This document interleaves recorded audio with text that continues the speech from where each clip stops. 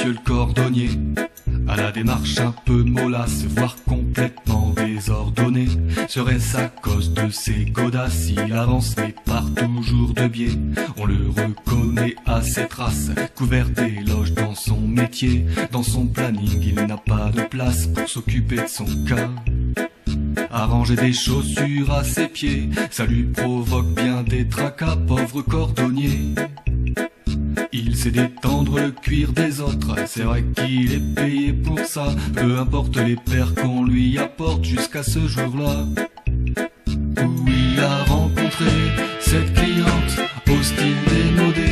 Et puis ses deux bottes, loin d'être récentes, à raccommoder.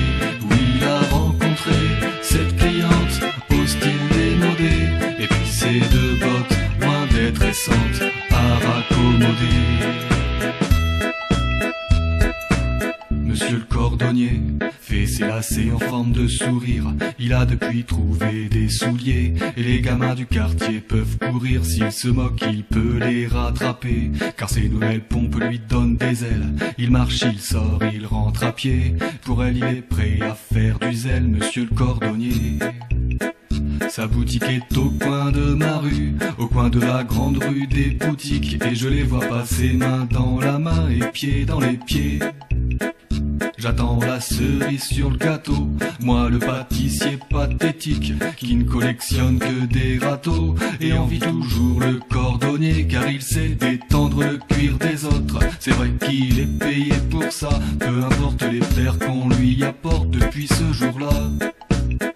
Où il a rencontré cette cliente au style démodé, et puis ses deux bottes, loin d'être récentes, à raccommoder.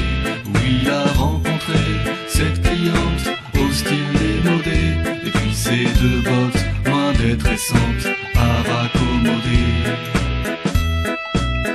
Où il a rencontré cette cliente au style démodé, et puis ses deux bottes, loin d'être récentes, à raccommoder.